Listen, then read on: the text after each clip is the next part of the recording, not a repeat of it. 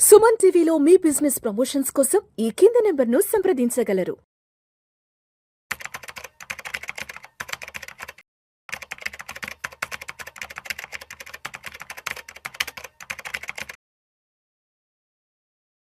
అనిల్ గారు నమస్తే సార్. నమస్తే అండి.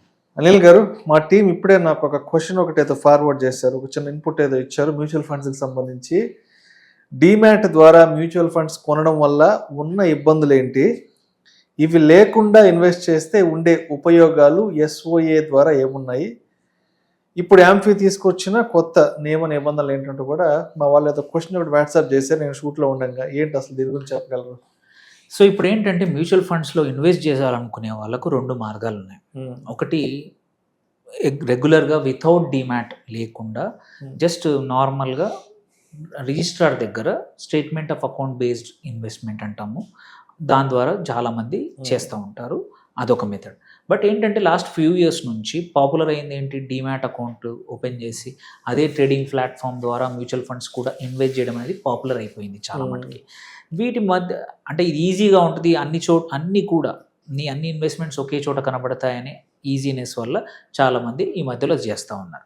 బట్ తెలియదు ఏంటంటే క్వైట్ ఫ్యూ ఇబ్బందులు ఉన్నాయి. కొన్ని ట్రాన్సాక్షన్స్ చేయలేము మనము డీమ్యాట్ బేస్డ్ అయితే.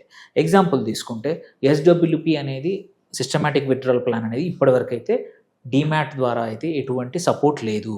యూ కెనాట్ విత్డ్రాల్, మేబీ అసలు చేయడానికి ఉండదు, ఎస్డబ్ల్యూపి అనే ఆప్షన్ లేదు ఇప్పటివరకు. అట్లాగే ఎస్టీపీ మనం వెరీ పాపులర్. ఎస్డబ్ల్యూపీ ఎంత పాపులర్ అయిపోయిందో అందరూ లంసమ్ పెట్టేసి విత్డ్రా చేసుకోవడం, ఆటోమేటిక్గా విత్డ్రా చేసుకుందాం అనుకునే వాళ్ళకి డీమ్యాట్ ద్వారా లేనట్టే ఎస్టీపీ కూడా అనదర్ పాపులర్. ఇది మార్కెట్ సెంటిమెంట్ ఎలా ఉందో తెలియనప్పుడు మనం ఒక లిక్విడ్ ఫండ్లో పెట్టి ఇన్వెస్ట్మెంట్ లంసమ్ అమౌంట్ అక్కడి నుంచి నెల 2 నెలలు 3 నెలలు యావరేజ్ తీసుకొని, మంత్లీ యావరేజ్ కానీ ఫోర్ట్ నైట్లీ అంటే 15 రోజులకు ఒకసారో వారానికి ఒకసారో తీసుకునే అవకాశం ఎస్టీపీ ద్వారా ఎస్ఓఏ మెథడ్లో చేస్తే ఉంది. బట్ డీమ్యాట్ మెథడ్లో లేదు. సో అదొక మేజర్ డిసడ్వాంటేజ్. అంటే నువ్వు లంసమ్ పెట్టాలంటే ఈక్విటీ ఫండ్లో ఒకే రోజు పెట్టేయాల్సిందే, there is no other option. Then ఇంకొకటి ఏంటంటే జనరల్గా కూడా డైరెక్ట్ ఏఎంసీ ద్వారా కానీ ఈ ఆర్టీఏ ద్వారా ఈ ఎస్ఓఏ బేస్డ్ ట్రాన్సాక్షన్స్ కొంచెం లిమిట్ ఉంటుంది, డీమ్యాట్లో ఇబ్బందులే. వెరాజ్ దీని ద్వారా వెళ్తే, ఎస్ఓఏ ద్వారా వెళ్తే మీరు ఎస్ఓఏ వెబ్సైట్ అంటే రిజిస్టార్ వెబ్సైట్లో చేసుకోవచ్చు, ఏఎంసీ డైరెక్ట్గా వెబ్సైట్లో ట్రాన్సాక్షన్ చేసుకోవచ్చు, డిస్ట్రిబ్యూటర్ ద్వారా చేసుకోవచ్చు, ఇంకా చాలా థర్డ్ పార్టీ ప్లాట్ఫామ్స్ వచ్చినాయి వాటి ద్వారా కూడా ట్రాన్సాక్షన్. అంటే నువ్వు లాక్డ్ ఇన్ కాదు. వేరాజ్ డీమ్యాట్ ద్వారా చేస్తే ఏంటంటే నీ డీమ్యాట్ బ్రోకర్ అకౌంట్లో లాగిన్ చేసి మాత్రమే విత్డ్రాల్ కానీ ఏ చేంజెస్ కానీ క్వైట్ అ ఫ్యూ థింగ్స్ చేయొచ్చు. బట్ అది లేకపోతే ఏంటంటే యువర్ నాట్ లాక్డ్.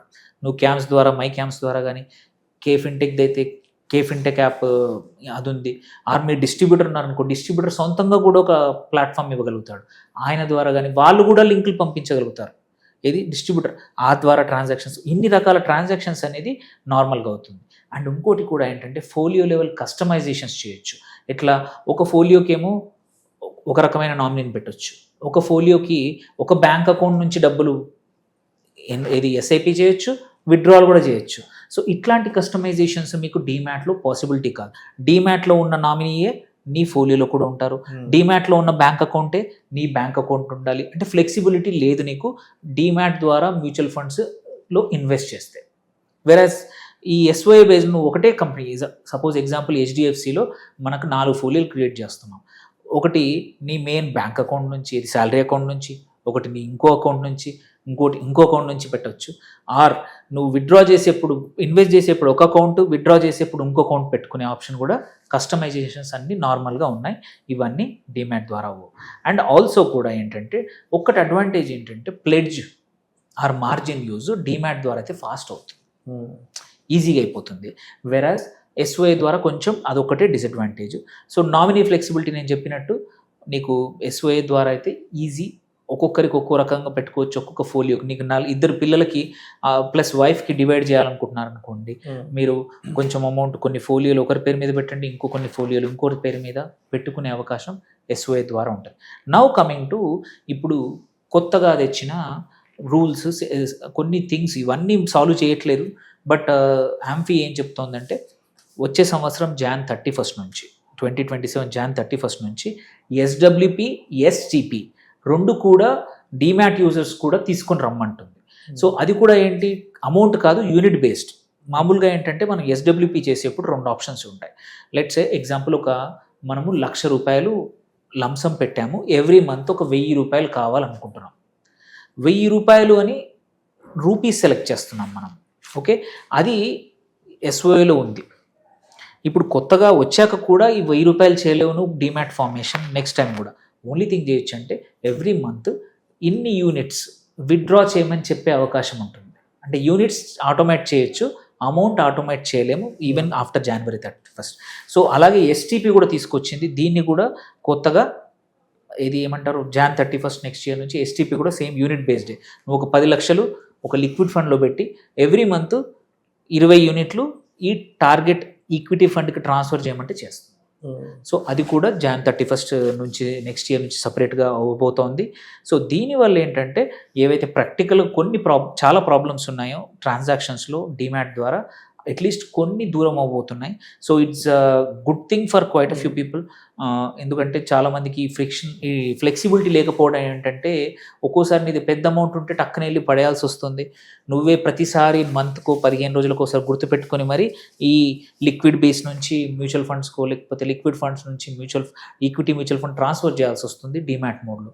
ఇప్పుడు అది అవసరం లేదు నెక్స్ట్ ఇయర్ నుంచి. So it's good. But still advantage ఏంటంటే ఇంకా కూడా ఎవరైనా కొత్తగా చేయాలనుకుంటే మాత్రం ఈ ఇబ్బందులు ఇంకా ఉంటాయి. సో చాలామంది వీడియో తెలీదు, డీమ్యాట్కి దీనికి తేడా తెలియదు చాలామందికి. హోప్ఫుల్లీ ఈ వీడియో ద్వారా డీమ్యాట్ ద్వారా నువ్వు మ్యూచువల్ ఫండ్స్లో పెడితే ఉన్న ఇబ్బందులు ఐ థింక్ తెలుసుకున్నాక నెక్స్ట్ పెడితే మాత్రం ఎస్ఓఏ ద్వారా పెట్టండి. అప్పుడు ఈజీ అవుతుంది. ట్రాన్స్ఫర్ కానీ బ్యాంక్ అకౌంట్స్ చేంజ్ కానీ అన్నీ కూడా చేంజ్, నామినీలు కూడా కస్టమైజ్ చేసుకోవచ్చు, ఫోలియో లెవెల్ కస్టమైజేషన్ చేసుకోవచ్చు, ఎస్డబ్ల్యూపీ చాలా ఈజీగా పెట్టుకోవచ్చు అనమాట. సో ఇవి అడ్వాంటేజెస్, డిసడ్వాంటేజెస్. హోప్ఫుల్లీ ఎవరికైనా క్వశ్చన్స్ ఉంటే they can reach out to us. Thank you sir, thank you so much Anil గారు. Thank you.